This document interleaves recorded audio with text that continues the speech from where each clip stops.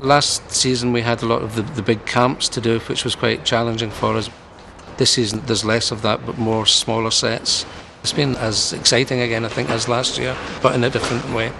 We usually have the working scripts to begin with, and the props, are going to be complicated. You set in motion, and then it's really a case of keeping up to speed with any new props that are introduced. To make an entire book is quite a slow and complicated process.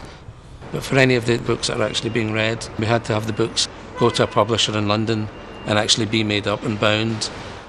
For any of the pages that are being leafed through will have been made up here, but there may only be 10, 12 of those pages in a book that would have had thousands of pages. But to make that in reality, the medieval monk should be there for years and years creating these books.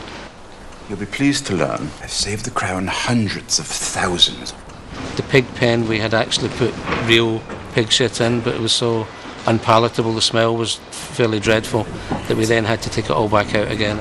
We then did various tests which involved a mix of compost and various other elements, which looked kind of as realistic, but was safe for the actors to use and for the crew to be around. The cages were redesigned really to accommodate the size of the new dragons. We had one of the carpenters remake the cages. Once he's finished, then they go to the drapes department, who then do all the skin work on them and all the bindings.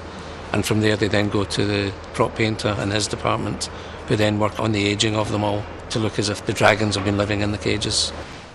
And we kind of work out whatever's going to look convincing but actually is really not realistic at all.